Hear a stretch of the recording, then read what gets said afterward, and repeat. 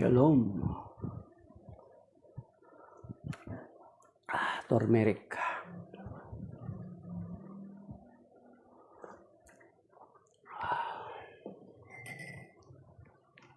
Shalom. My dear brothers and sisters, we are here again para sa ating preaching in the wilderness series sa daily Bible readings at daily Catholic daily Bible readings. Ito yung mga babasahin natin ay mga binabasang mga pagbasa at ebanghelyo sa buong Katolikong simbahan. Okay. The first reading of today is taken from Ephesians chapter 4 verses 7 to 16. Ang bawat isa sa atin binigyan ng tanging kaloob ayon sa sukat na ibinigay ni Kristo. Ganito ang sinasabi ng kasulatan. Nang umakyat siya sa kalangitan, nagdala siya ng maraming bihag at nagbigay ng mga kaloob sa tao. Anong ibig sabihin ng umakyat siya? Ang ibig sabihin niyan ay bumaba muna siya rito sa lupa. Ang bumaba ay siya rin namang umakyat at sa kaitaasan sa kabila ng mga langit upang malaganapan ng kanyang kapangyarihan ang kalahat-lahatan. At ang iba'y ginawang apostol, at iba'y propeta, ang iba'y evangelista, ang iba'y pastor at guro. Ginawa niya ito upang ihanda sa paglilingkod ang lahat ng hinirang sa kaunlad ng kanyang iglesia. Sa gayon, tayong lahat ay magkakaisa sa pananampalataya at pagkilala sa anak ng Diyos at magiging ganap ang ating pagkatao ayon sa pagiging ganap ni Kristo. Hindi tayo matutulad sa mga batang nadadala ng bawat aral, parang sasakyang dagat na sinisiklot-siklot ng mga alon at tinatangay ng hangin. Hindi na tayo malilinlang ng mga taong ang hangad ay ibulid tayo sa kamalian. Manapay sa pamagitan ng pagsasalita ng katotohanan sa diwa ng pag-ibig, magiging ganap tayo kay Kristo na siyang ulo. Sa pamagitan niya, nabubuo ang katawan mula sa mga bahaging pinag-ugnay-ugnay ng kasukasuan at kung maayos na gumaganap nang tungkulin ang bawat bahagi, ang buong katawan ay lalaki at lalakas sa pamamagitan ng pag-ibig. Ang salita ng Diyos, salamat sa Diyos. Ang salmo is Psalm 122, 122.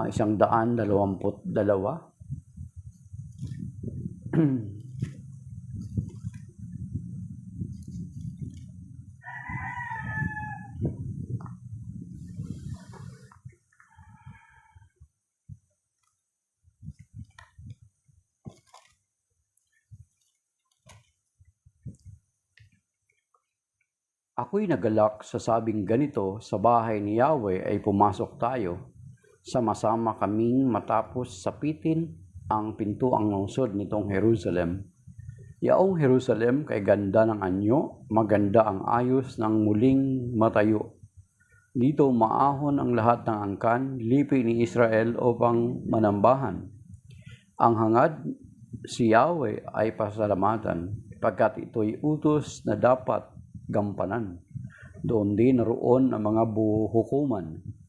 Doon din naroon at ang trono ng haring hahatol sa tanan.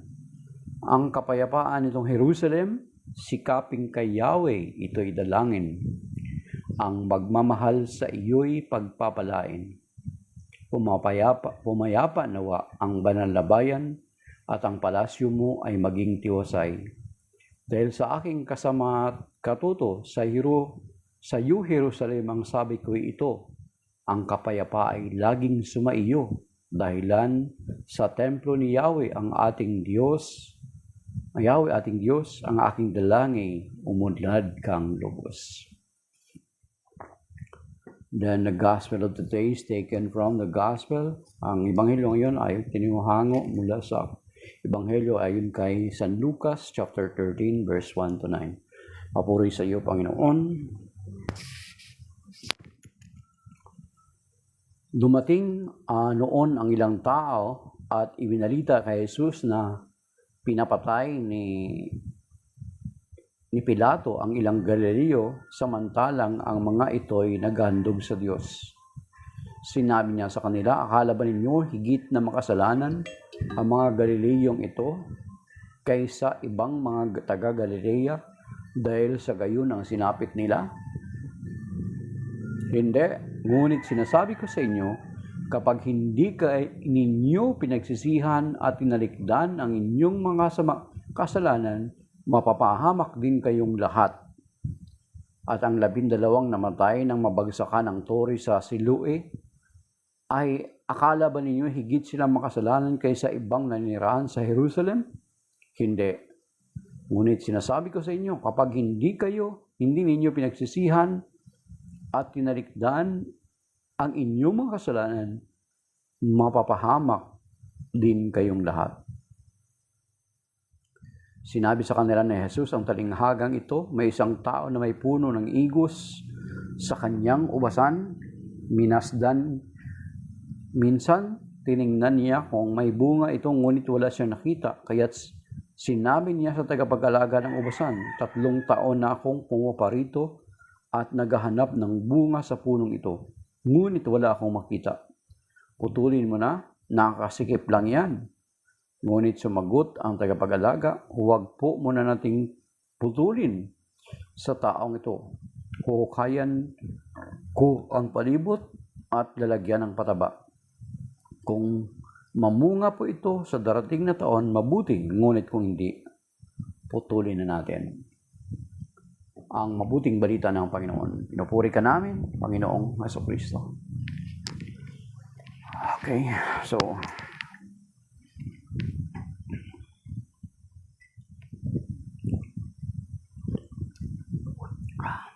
turmeric, iniinom ko mga kapatid. Okay, so ang Ebanghelyo ngayon ay patungkol ang pinaka-caption niya dito sa magandang balita ay magsisi or mapahamak. So may mga usually may mga sekta dito sa Pilipinas. Kapag may mga sakuna, halimbawa katulad sa Bicol, may nakita ako kagabi na post na kasi nangyari yun sa Bicol, ang sakuna, itong sekta na ito or mga miyembro ng isang sekta dito sa atin, na yung itinatag na sekta dito sa Pilipinas, ay sinasabi na itong mga taga Bicol kasi ay sinasamba nila si Maria, di ba? Dahil doon na pinuturing nila na Diyos-Diyosan si Maria, yung Piña Francia, di ba? So yung si Mama Mary na in title of Piña Francia. So itong mga tao na ito ay nagsasalita, that is because of your sin, because you are committing idolatry. So pero so far kung titingnan natin, hindi naman kinoconsider ng nating mga Katoliko or ng taga Bicol si Maria na Diyos. Kung si Mama Mary ay itinuturing nating mga Katoliko na Diyos, ay tinuturing natin na Diyos, di ba? Never in her title na tinatawag natin na Diyos Maria, di ba? Diyos Maria, hindi natin tinatawag si Mama Mary na Diyos.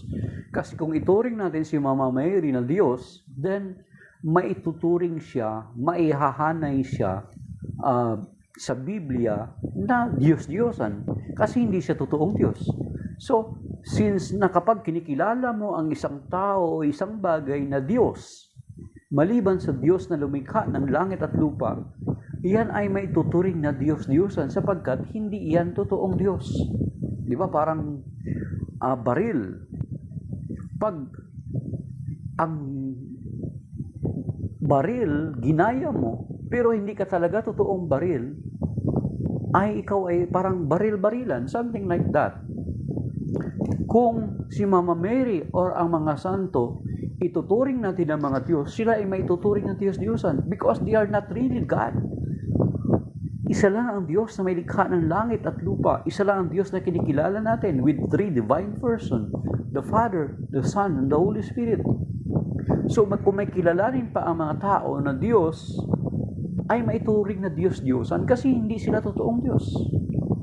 So pero, tayo na mga Katoliko, never natin na tinuturing na mga Diyos ang mga santo. Or si Mama Mary, or any other saints, or even angels. Kasi kung nagbabasa ka ng Biblia, especially sa Old Testament, makikita mo doon na halimbawa si Baal, mga kapatid. Take note ang Diyos-Diyosan na tinutukoy sa Biblia ay si Baal, si Astarte, si Dagon, si Asera, si Molech. Di ba? Those are the idols mentioned in the Bible. Tinatawag sila talaga ay literal na tinatawag na mga Diyos na mga tao noong panahon na yun. Tinatawag silang Diyos. So we know tayo, since we know na ang Diyos ay isa lamang na lumikha ng langit at lupa, kung may kilalanin ka pang ibang Diyos, maliban sa lumikha ng langit at lupa na Diyos, ay makukonsider na Diyos-Diyosan because they are not really a true God. Yun nga ang binigay ko sa inyo yung example. Yung baril. Kamukha siya ng baril. Pero hindi siya talaga totoong baril. Kasi ang totoong baril ay pumuputok. May pulbara, may bala. Kinopya siya. Anong tawag natin? Baril-barilan kasi hindi talaga totoong baril. The same way, kapag may ihanay tayo na tao o bagay sa Diyos, maliban sa Diyos, na hindi naman talaga totoong Diyos, ay makukonsider na Diyos-Diyosan.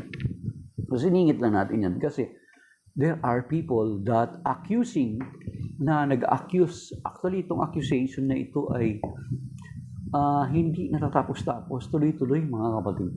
Ito yung mga sinasabing nilalaban sa atin. So, yung Bicol daw kasi, yun. Yung nabasa ko kagabi sa Facebook. At ito rin yung sinasabi ngayon sa Ebanghelyo. Na sinabi ng Panginoon, dumating yung mga ilang tao na binayta kay Jesus na pinapatay ni Pilato ang ilang Galileo, samantalang mga ito'y naghahandog sa Diyos. Sinabi niya sa kanila ng Panginoon Kristo, akala ba ninyo higit na makasalanan ang mga taga-Galileyong iyon kaysa ibang mga taga-Galilea? Dahil sa gayon ang sinapit nila? Hindi. Take note. Ngunit sinasabi ko sa inyo, kapag hindi inyo pinagsisihan ang tinalikdan ang inyong kasalanan, mapapahamak din kayong lahat. Ay pangalawang event, at ang 12 namatay nang mabagsakan ng tore sa silo. Yan. At yung mga nabaha, di ba? Yung mga nabaha, pwede natin i-relate dito, yung sinasabi dito. Higit silang makasalanan kaysa ibang nanirahan sa Jerusalem. Kung sila ba binaha, tayo hindi? Hiligit ba sila makasalanan kaysa sa atin? Ang sabi ng Panginoon, hindi. Ngunit, sinasabi ko sa inyo, kapag hindi ninyo pinagsisihan at tinalikdan ang inyong mga kasalanan, ay kasalanan, mapapahamak din kayong lahat. So you see? Yun yung sinasabi ng Panginoon. Hindi pwede, hindi komo. Ayun yung mentality ng mga mindset ng mga Hudyo noon. Na kapag it is happening sa iyo, itong mga bagay na ito, ay you are being cursed or hindi ka, pinaparusahan ka ng Diyos. Yun yung mentality ng mga Hudyo. Kaya nga dito sa John chapter 9, mga kapatid, may tagpo dito na related dito sa gospel natin na binabasa ngayon. related, itong John chapter 9, related ito sa gospel na binabasa natin ngayon na pinag-uusapan natin, na sinishare ko sa inyo. Dito sa John chapter 9, verse 2. Okay, verse 9, 1 and 2, sabi niya in the following verses, sa paglalakad ni Jesus, may nakita siyang isang lalaking ipinanganak na bulag. Yan. Verse 2, tinanong siya ng kanyang mga alagad, Rabbi, ano po, Rabbi, sino po ang nagkasala at ipinanganak na bulag ang lalaking ito? Siya o ang kanyang mga magulang? Verse 3, ang sagot ng Panginoong Jesucristo. Sumagot si Jesus, ipinanganak na bulag ang lalaking ito hindi dahil sa nagkasala siya o ang kanyang mga magulang, kundi upang mahayag ang kapangyarihan ng Diyos. So you see, it is either the sin of his parents or yung bulag, kung bakit siya bulag. Ipinahintulot na nabulag siya para mahayag ang kapangyarihan ng Diyos. So, hindi ibig sabihin na kung mo nagdadanas yung kapwa mo ng pagsubok, nagdadanas ang pagkapwa mo ng suffering, hindi ibig sabihin na siya'y makasalanan. At ikaw ay okay ang buhay mo, payapa yung buhay mo, ay wala kang kasalanan. Hindi ganun ang sinasabi ng Panginoong Jesucristo, di ba? Very clearly na sinasabi sa John chapter 9, verse 2 to 3, and then dun sa Luke chapter 13, mga kapatid. Sabi ng Panginoon, ang linaw ng sagot niya, hindi ko mo nangyari yun sa kanila, is makasalanan sila. Di ba? O, makita natin sa buhay ni Job. Si Job ba, kung babasahin ang aral natin ang aklat ni Job, namumuhay siya sa katwiran. Pero,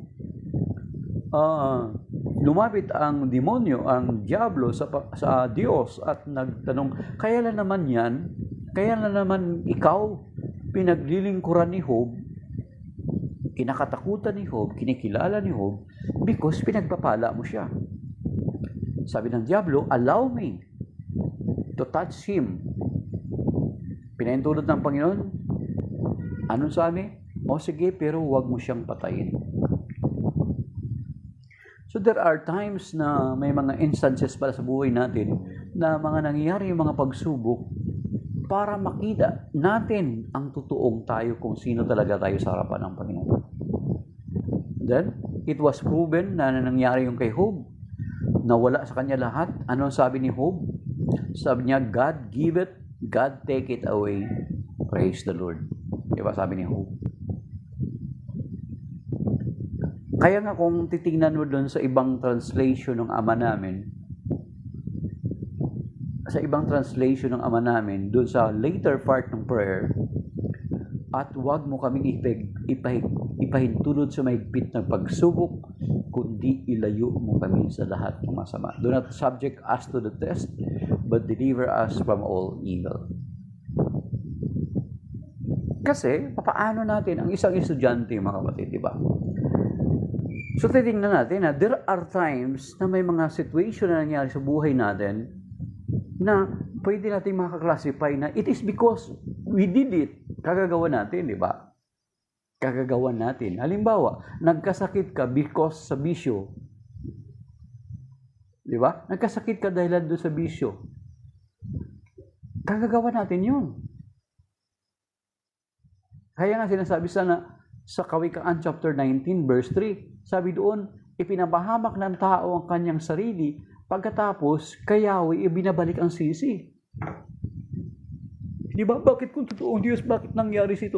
Bakit nagkasakit ako ng cancer?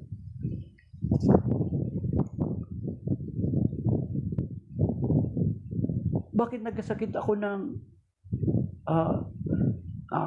dito sa tawag dito sa uterus ko?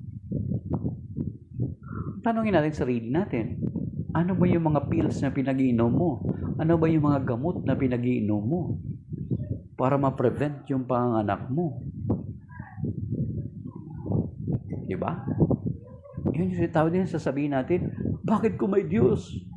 Ayun sinasabi sa Kawikaan 19 verse 3, ipinamahamak ng tao ang kanyang sarili, pagkatapos kay Yahweh binabalik ang sisi.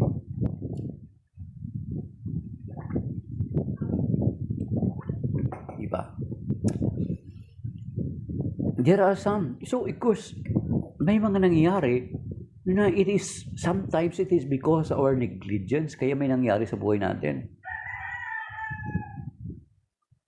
Yun yung binigay natin example kanina, nagkasakit ka dahil sa baga, nagkasakit ka sa baga, nagkaroon ka because sa mga bisyo, nagkasakit ka sa bituka dahil sa mga bisyo. Then, ibalik natin yung sisi kay Lord. Pero there are times na nangyari na because of our negligence, there are times na may kapahintulutan ng Panginoon. At because din, dahilan dun sa kagagawa ng tao. Katulad yung baha. Kung suriin natin yung pinakamalalim na dahilan ng mga baha sa kasalukuyan, babalik sa atin yung pinaka-reason bakit. Diba, mga kapatid? Titingnan natin na pinakamalalim. So, we cannot blame. Kasi ano talaga to? Cycle talaga ng nature to. Kapag nilalabag natin yung nature ng ating kalikasan, ng ating katawan, there is a consequences to it. The same manner na kapag nilalabag natin ang law of nature or ng kalikasan, may mga consequences din ito. Diba? Most of the time, kung titingnan natin, babalik at babalik sa atin talaga mga kapatid kung bakit ganito yung mga nangyari sa kasalukuyan. So therefore, we cannot blame God. Kaya, every time na ginagawa natin yun, tama yung sinasabi sa Kawikaan chapter 19 verse 3, ipinapahamak ng tao ang kanyang sarili. Sa pagkatapos, ay kay Yahweh ibinabalik ang sisi. Yung simple natin na, yung simple nating pagtapon ng basura, try to imagine ilang milyon tayo sa Pilipinas.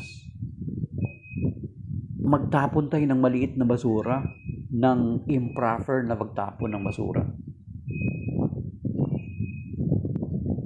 How many millions tayo sa Pilipinas? Kung lahat tayo ganun yung mindset, ganun yung attitude, try to imagine.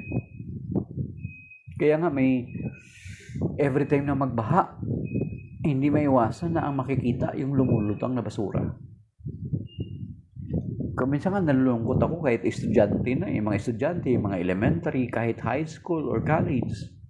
Pagkatapos kakain, itapon na lang yung basura sa labas ng jeep, sa labas ng sasakyan. Kahit mga dikotse pa kuminsan. Di ba? Mga driver nga ang babastos ng mga driver. Pero mo try to imagine yung mga ihi nila na inilagay sa buti, tatapon na lang nila dun sa mga gilid ng mga highways. Kasi kahit sa mga syudad, sa mga lungsod, sa mga flyover, makikita mo. Try to imagine kung masagasaan ng mga sasakyan yun, tapos ang nakamotor katabi ng sasakyan, natural sasabog yun. Sa saan pupunta yung ihi? Doon sa mga nakamotor, sa exposed na walang sarado yung sasakyan nila. Tingnan nyo mga kapatid, yung mga rider ko minsan, mga kapwa na nagmumotor, yung mga taga-joyride, Move It, Angkas, yung Dingdong, or ano pang mga ano yan, ang dami ko nakita ng mga hairnet na kumakalat sa mga kalsada. Kahapon nga may nakita ako itinapon lang inalagay doon sa may mga halaman. Instead na itabi at itapon ng sabay-sabay. Di man nakakalungkot. Kaya nga yun may ibang bansa na baha sa kanila, walang lumulutang na basura. Then tama yung sinasabi sa Kawikaan 19 verse 3, ipinapahamak ng tao ang kanyang sarili. Then pagkatapos, kay Yahweh binabalik ang sisi. So, may mga instances na nangyari talaga mga kapatid, nagkakasakit tayo dahil sa kagagawa natin. Aminin man natin yung hindi rin mo, nagkasakit ka nga dahil sa bisyo mo. Walang tigil na sigarilyo, walang tigil na alak. Okay lang kung ang alak, occasional. Pero kung on a daily basis, that is already a vices. Sigarilyo cannot be justified mga kapatid. Diba? And then kung minsan yung health, yung lifestyle natin, yung pagkain natin.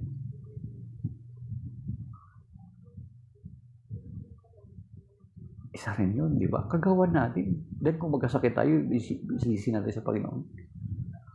And then si Job, ipinahintulot ng Panginoon, okay? Kaya nga may prayer nga tayo. Sinabi ko nga sa inyo sa prayer natin na huwag mo kami ipahintulot sa bigat ng pagsubok, kundi iligtas mo kami sa lahat ng masama. Kaya nga may sinasabi din sa 1 Corinthians chapter 10 verse 13 na ibig sabihin na mga talagang mayroong mga legitimate na nangyayari sa buhay natin na mga pagsubok. Sa 1 Corinthians chapter 10 verse 13, sabi dito, wala pang pagsubok na dumating sa inyo na di dinanas ng lahat ng tao, tapat ang Diyos at hindi niya ipapahintulot na kayo'y subukin ng higit sa inyong makakaya. Sa halip pagdating ng pagsubok, bibigyan niya kayo ng lakas upang mapagtagumpayan niya. So there are instances, yung mga dumarating na mga problema sa atin na talagang legitimate na pagsubok. Kasi try to imagine, ang estudyante, kung nag-aaral lang siya bilang estudyante na wala siyang dinadaan ng test, how can he know or she know na mataas na yung level ng kanyang pinag-aralan? Kung hindi tayo daraan sa pagsubok, hindi ipapahintulot ng Panginoon na daraan tayo sa pagsubok, how can we know kung nasa ang level na yung ating pananampalataya? Di ba mga kapatid?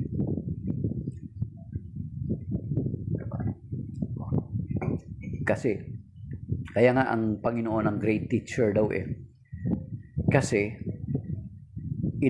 dinadaan tayo sa pagsubok para matuto. Sa school daw ay dinadaan, mag-aral ka para matuto. Then later na yung pagsubok. Parang ganun na ang something like that, nakalimutan ko lang yung pinang-exact word, mga kapatid. Okay. Yun. Then, kapag may mangyari sa ating buhay na mga sakuna, of course, pwede natin pagnilayan, mga kapatid, pwede natin pagnilayan. Saan ba ako nagkamali? Pwede ganun. Pwede natin tanungin yon. And then, let us amend. Di ba? Let us amend our lives para hindi na maulit yung ganun. Di ba? Merong ganun. Kapag may mangyari yung mga ganung bagay sa ating buhay, bakit ganun? Bakit tayo naging na-landslide? Bakit tayo na-landslide? Halimbawa ganun. Balikan natin. Ano ba yung ginawa natin doon sa bundok? Most of the time, kapag ginagawang residential yung malapit sa bundok, kinakaingin yung bundok. Alam ko yan kasi taga-probinsya ako Almost every day may makikita kami na dumadaan sa amin na mga kababayan natin na nakakabayo na may mga karga-kargang kahoy sa balikat ng kanilang kabayo, kabilaan yan. Araw-araw. Ngayon, wala na ako doon, more than 20 years na, wala na ako doon sa probinsya namin, sa baryo namin. Kapag may mga kababayan ako na nagbibideo, pumunta doon sa bundok, grabe, wala na mga puno, mga kapatid. Then, kahit yung sa bukid nun, yung sinasabi nila parang Switzerland, parang New Zealand, ang ganda. Kasi puro green lang, puro lang kadamo, walang kahoy. Ang sabi ko nga, 20 years or 30 years ago, puno ng pulo yan. Pero anong ginawa? Kinalbo ng tao. Kahit yung lugar namin, yung lupa namin dati sa bundok, may napakalaking baliti doon. Ang nabalitaan ko, pinatay daw, pinutol daw yung baliti na yun. Yung kahoy na malapit sa ilog na napakataas, pinutol din. So bakit tayo na-landslide? Di ba yung bundok? Kakaingin. Palitan ng nyug. Ano yung ugat ng nyug, mga kapatid? Di ba? Especially kapag ang lupa pula, mga kapatid. pula. Kapag ang lupa pula, hindi siya adobe or tigang. Kapag continuous ang ulan, natural, magkakaroon talaga ng soil erosion. Kasi walang ugat. Di ba may mga lugar, kahit pumunta kami nag-explore kasi kami minsan nagmamotor kami, pupunta kami ng Quezon.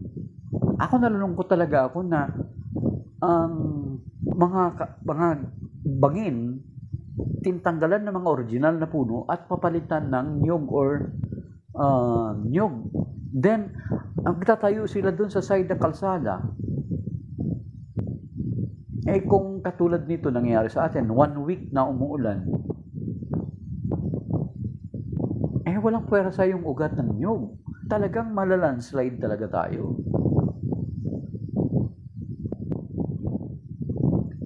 Plus factor ngayon, bakit bumabaha? Kasi many of us, ini-encroach na natin yung lugar ng para sa tubig. Diba? Yung mga ilog, Laguna de Bay. Ang ilog, ang kalikasan, babawiin talaga nila. Balang araw yung para sa kanila. So sabi ng Panginoon dito mga kapatid, na hindi common na kapag ang kapwa mo, ang kapwa natin ay may nangyari sa kanya na hindi maganda, ay ang aral pala na tinuturo sa atin ng Panginoon, let us avoid and think na isipin natin, masama kasi siguro ugali niyan. Baka maraming kasalanan yan, kaya nangyari yung ganyan. Diba? Ganon yung nangyari sa kaibigan ni Job. Sinubatan si Job ng 3 niyang kaibigan. Na kung ano-ano na yung pinaparatang nila kay Job. Kaya nga later, kung titingnan natin, si Job bumagsak din siya sa pagsubok Alam niyo kung bakit? Kung mabasahin niyo yung buong aklat ni Job, alam mo, sinabi ni Job later on, sinabi niya sa sarili niya na, I curse the day that I was born. Isinusumpa ko, I curse the day that I was born. Nabanggit ni Job yun kasi grabe na yung suffering na naranasan niya. Plus, sinusumbatan pa sila mga kaibigan niya and instead na-comfort siya. So, there are times ganun. Nag-iisip tayo ng ganun sa kapwa natin. Pero sinasabi ng Panginoon dito sa banal na kasulatan ngayon, hindi common na nangyari yun sa kanila, ay makasalanan sila. Nahigit silang makasalanan kaysa atin sa mga nanirahan sa Galilea o sa Jerusalem. Yung 2 tagpo na ito na napahamak sila. Diba? So, nagkataon na nangyari din itong baha na ito sa Batangas, na ang dami namatay, 18, isang tatay namatayan ng 5 anak, plus ang asawa niya. Then, sa Bicol, sobrang grabing baha. So, it does not mean because they are more sinful than us, mga kapatid. But, most of the time, yun nga sinasabi ko, kung suriin natin talaga ng malaliman, tingnan natin ng malaliman, ay babalik at babalik na sa atin yung pagkukulang. Kaya ang salin sa Panginoon, sabi niya, ngunit, hindi, sabi niya, verse 8, ngunit sinasabi ko sa inyo, kapag hindi ninyo pinagsisihan at tinaligdan ang inyong mga kasalanan, mapapahamak din kayong lahat. So hindi lang ito sa current life, sa present situation natin na mapapahamak tayong lahat, kundi sa panahong darating. Kasi unang-una, there is a judgment, mga kapatid. Kaya dinugtong itong verse 6 to 9, yung about sa puno ng igos na walang bunga. Na kung bakit dinugtong itong about sa pagsisisi or else mapapahamak, kasi dito ang puno ng igos, mga kapatid, ay naglalarawan ng katulad natin. Pinalarawan sa atin na kung binibigyan tayo ng Panginoon ng pagkakataon na mamunga, hindi ng kasamaan, kundi ng kabutihan. Kung titingnan natin, tiningnan dito na walang bunga, Nagsabi ang Panginoon, sige, putulin na yan. Total, nagpapasikip lang yan. Anong sabi? Binigyan ng pagkakataon. Binigyan ng pagkakataon. Abunuhan, kinultivate yung lupa, diniligan. Pero sabi niya, kung hindi pa rin mamumunga, saka natin puputulin. Ibig sabihin, binibigyan ng Panginoon. Ang kinakausap dito ay hindi lamang ito tumutungkol doon sa nangyari noon sa Galilea at sa Jerusalem, yung sa Siloam, at saka itong mga Galileo, kundi ito na rin ay pumapatungkol sa atin kasi itong sinasabi dinugtong dito sa Luke chapter 13 verse 6 to 9 na yung patungkol sa puno ng igos. Na tayo man din ay parang puno na hinahanapan ng Panginoon ng bunga. Ano yung bunga na hinahanap sa atin ng Panginoon? Of course, bungang mabuti. Ang buhay natin hinahanapan ng Panginoon na mabuti. Hinahanapan niya tayo ng result. Hinahanapan tayo ng outcome sa ating buhay, mga kapatid. Kaya nga, kung bakit tayo buhay ngayon, it is because God is still giving us the grace, giving us a chance. Kasi yun yung sinasabi ng 1 Timothy chapter 2, 3, and 4 na ang kalooban ng Diyos, ang lahat ay makaalam ng katotohanan at maligtas. Kaya nga doon sa Ezekiel 33:11, sinasabi doon, ang sabi doon sa Ezekiel 33:11, mga kapatid, which is very related to this subject na tinatalakay natin ngayon. Dito, sabi niya, sabihin mong ipinasabi ko, akong si Yahweh, ang buhay na Diyos ay hindi natutuwa na ang sino may mamatay sa kanyang kasamaan, ibig kong sila'y magbagong buhay. Sabihin mo ngang magbagong buhay sila pagkat di sila dapat mamatay sa kanilang kasamaan. That is why tayo ay parang inihantulad sa puno ng igos na hinahanapan tayo ng bunga ng Panginoon. Hinahanapan niya tayo ng bunga ng result, or God is expecting us something good.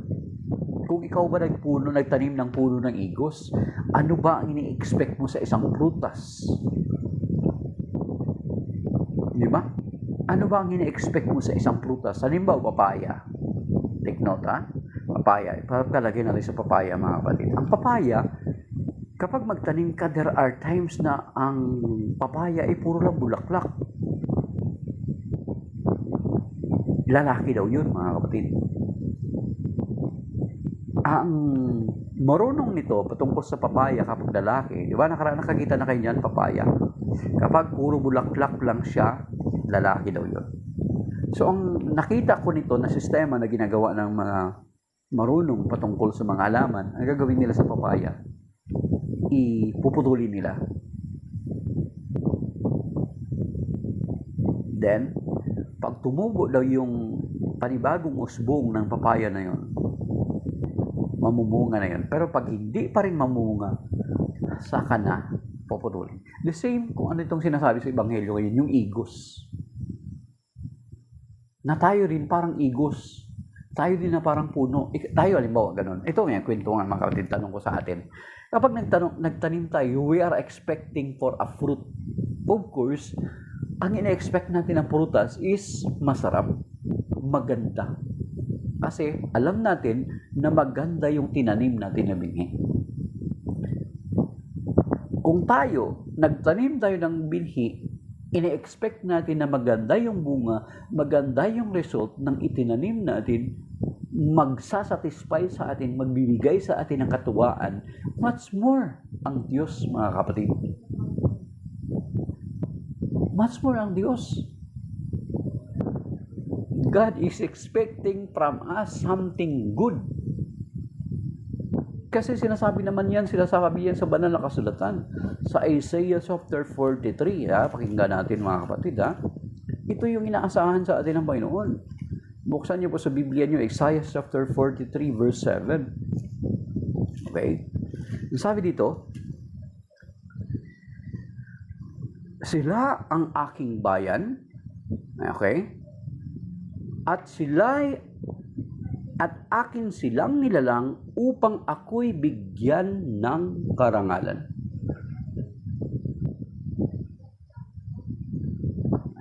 God created us and He is expecting from us. And then sa verse 21, mga kapatid, sila'y nilalang ko at aking hinirang upang ako'y kanilang papurihan.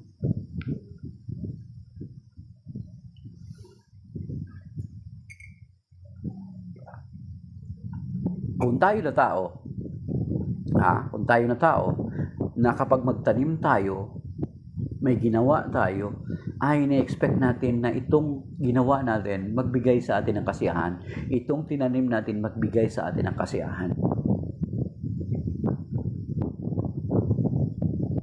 Much more ang Diyos. Ito yung nga sinabi doon sa Isaiah 43 verse 7 and then verse 21. That the Lord is expecting from us. Ito rin yun. Nilapitan ng Panginoon ng puno ng igos, wala siya nakitang bunga. Sabi niya, putulin na lang yan, wala namang saysay. Pero ang sabi ng tagapag-alaga, huwag muna, bigyan natin ng pagkakataon, aabunuhan, didiligan, i-cultivate yung lupa sa paligid. Pero kung hindi pa rin mamumunga, ay puputulin na. Anong ibig sabihin? Despite of the chances given, at ganun pa rin,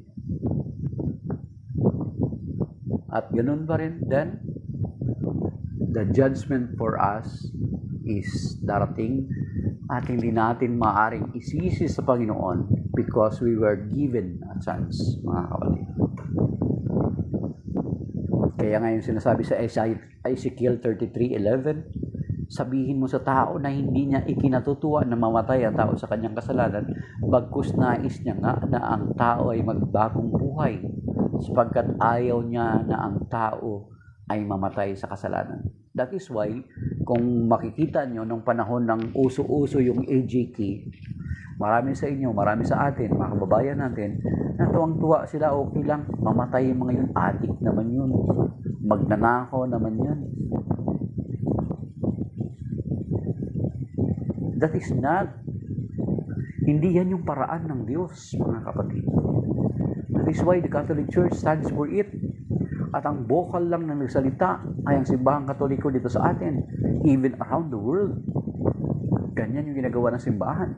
Because yun yung napakalinaw sa Ezekiel 33:11 na hindi nais ng Diyos na ang tao ay mamatay sa kanyang kasalanan. Nais niya nga magbagong buhay. Kaya ito yung ebanghelyo ngayon na ipinahalin tulad sa puno ng igos na nung walang bunga na makita ay binigyan pa ng kakataon, ginawan pa ng paraan para mamunga. Mga kapatid, parang katulad yung binanggit ko nga sa inyo. I-try nyo kapag makaranas kayo ng papaya, nagtanim kayo ng papaya, at pag lumaki ay namumulaklak na siya. So lalaki daw po yan, mga kapatid, sinasabi nila. So ang ginagawa ng iba, puputulin, then yung panibagong sibol ng sanga ng papaya ay mamumunga daw yun. Pero kung hindi pa rin mamunga, that is for you to cut it off. Kasi walang saysay lang, pasikip lang talaga yun sa lugar. Pwede pa mapagtamnan ng iba mga maputing puno na magbibigay sa iyo ng kasiyahan. Yan. So, the same with us, yun yung bilanggit natin ni kanina, na kahit tayo sa atin, sa sarili natin, sa mga plantito or yung mahilig sa tanim, na kapag magtanim ka, we are expecting talaga ng bunga na maganda, ng puno na maganda, magbigay sa atin ng kasayahan, hindi kalungkutan. Kung magtanim ka ng isang puno at kalungkutan ang dulot sa iyo, everyday makikita mo ng ganon, matutuwa kaya tayo? Of course not. Malulungkot ka. Of course, sayang yung pagod mo. Bibigyan mo ng pagkakataon na magkaroon ng chance na maayos yung itinanim mo. The same with us na mga tao. Binibigyan tayo ng Panginoon ng pagkakataon. Kaya nga, yung masamang damo matagal mamatay, it is not because masamang damo ka. Continue ko lang sa pagiging masamang damo. it is because, ang totoo niyan, God is giving us a chance, mga kapatid. Yun yung sinasabi sa banal na kasulatan sa Luke chapter 13. Ang sabi dito, mayroon pa dito sinasabi sa 2 Peter chapter 3 verse 9. Ito mga kapatid. Sabi dito sa 2 Peter chapter 3 verse 9. Mula umpisa na sa verse 8. Sabi, ngunit huwag ninyong kalimutan ito mga minamahal, sa Panginoon ang isang araw ay 1,000 taon at ang 1,000 taon ay isang araw lamang. Sa verse 9, ang Panginoon ay hindi nagpapabaya ng kanyang pangako tulad ng inaakala ng ilan, hindi pa niya tinutupad ang pangakong iyon alang-alang sa inyo. Binibigyan niya ng pagkakataon ang lahat na makapagsisi at magbalik loob sa Diyos sapagkat hindi niya nais na kayo'y mabahamak. That is the very reason, mga kapatid. Kaya hindi mo pwedeng pangalandakan na masamang damo to, matagal na matay. Of course, the Lord is just giving you a chance. Kaya nga, di ba dun sa yung parabol ng trigo at ng dayami, na nung bubunutin na ng tagapag-alaga ang trigo, sabi niya, hayaan mo muna. Kasi alam niyo ba ang trigo kapag kami kahit sa palay, mga kapatid, kasi naging magsasaka kami, may palayan kami dati na almost hectare yung palayan namin. So, kapag magtanggal kami ng mga damo sa palayan, kung minsan hindi mo madidistinguish yung palay sa damo kapag wala pang bunga. Kaya sabi dito doon sa parabol ng damo at dayami, hindi mo na pinapabunot kasi madadamay yung trigo. Ganon din sa palay, kung minsan kamukha talaga, mga kapatid, hindi mo almost ma-distinguish. So, ang gagawin, hihintayin sa panahon ng harvest. Sa panahon ng harvest, hintayin ng Panginoon until harvest. Na kapag wala pa rin changes, pagdating ng harvest, anong gagawin, di ba? Ang trigo or ang palay ihihiwalay at ang damo ay itatali at susunugin. Ganun, mga kapatid. So, on the judgment day, yun yung mangyayari sa atin. Kaya nga may sinasabi pa rin dito sa mga Ngaral chapter 11 verse 9. Pero it seems na parang kabataan ang pinapatungkulan dito. Of course, kasi ang mga kabataan, kasi yung parang sila yung mga explorer, no? Sila yung parang lahat gusto nilang subukan, gusto nila lahat i-explore. Pero of course, this is not only for them, it is also for us. Sabi dito sa mga Ngaral chapter 11 verse 9, mga kapatid. Pakinggan natin at unawain at pagnilayan. Sabi dito, mga kapatid, magalak ka, binata, sa panahon ng iyong kabataan, gawin mo ang ibig mo at lahat ng nakakaakit sa paningin mo, ngunit alamin mong lahat ng ito'y ipagsusulit mo sa Diyos. So, time will come. Sige, go ahead with what you are doing right now. But let us remember na ipagsusulit natin ang lahat ng ito sa panahon. Lahat ng ito sa Panginoon. Binibigyan tayo ng tsansa ng Panginoon. Binibigyan tayo ng pagkakataon ng Panginoon. Kaya nga sinasabi sa 2 Corinthians chapter 5 verse 10 na haharap tayo sa hukuman ng Panginoong Jesucristo at tatanggap tayo ng kaukulang ganti, mabuti man o masama.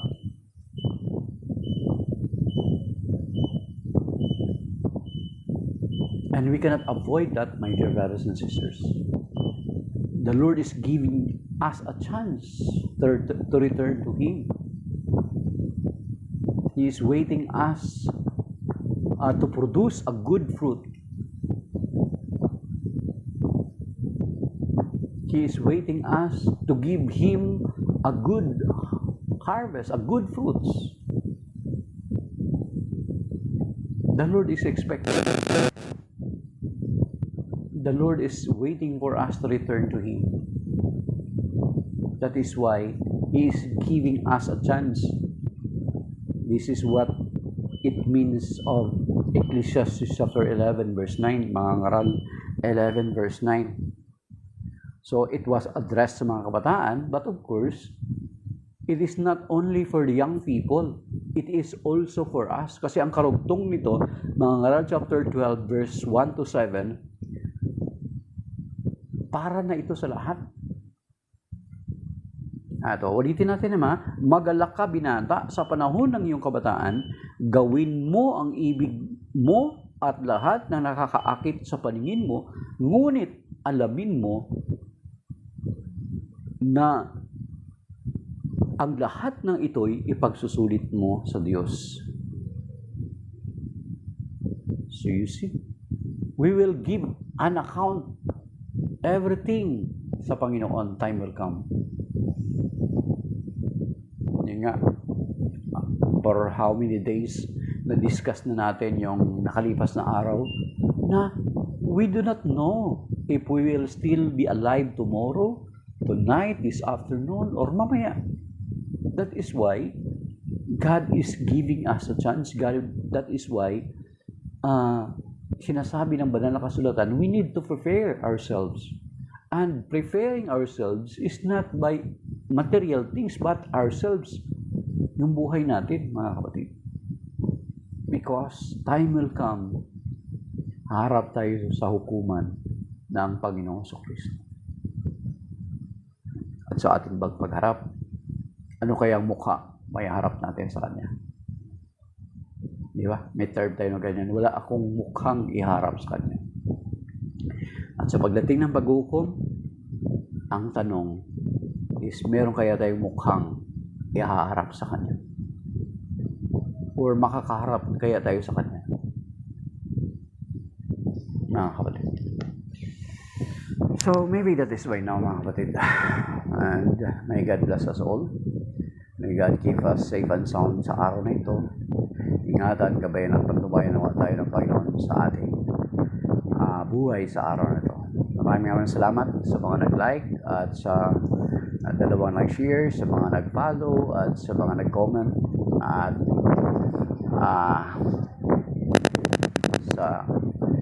siguro paalala ko lang rin bago ko mag-end sa mga ito rin kanina yung nabasa ko na comment doon sa nabasa ko na comment doon kanina sa isang live ko sa prayer intercession. When we say magsulat tayo, mga kapatid, reminder lalo na yung totoong nagmamahal sa Panginoon. Ipakita natin ang pagmamahal natin sa Panginoon sa mga umpisa natin sa maliliit na bagay. Pagdating dito sa nasa Facebook, sa TikTok, or whatever platform, pag magsulat tayo ng God bless or God, it must be a capital letter.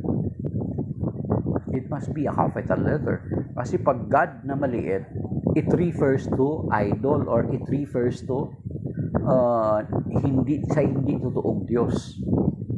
So dapat it must be always written in capital letter when it comes to God. Or else, you are referring to other gods, mga kapatid. So let us be aware of that. Kung totoong mahal natin ang Panginoon, umpisa natin dun sa mga maliliit na bagay. Kapag it refers to God, na lumikha ng langit at lupa, then let us capitalize God bless. Pag sinabing God bless, of course, madali na naman i-capitalize yung letter G. Kasi kapag ibang maliit na letter ang ilagay mo, ibang kahulugan ko nun. So, yun, mga kapatid. So, shalom, that is by now signing off, my dear brothers and sisters.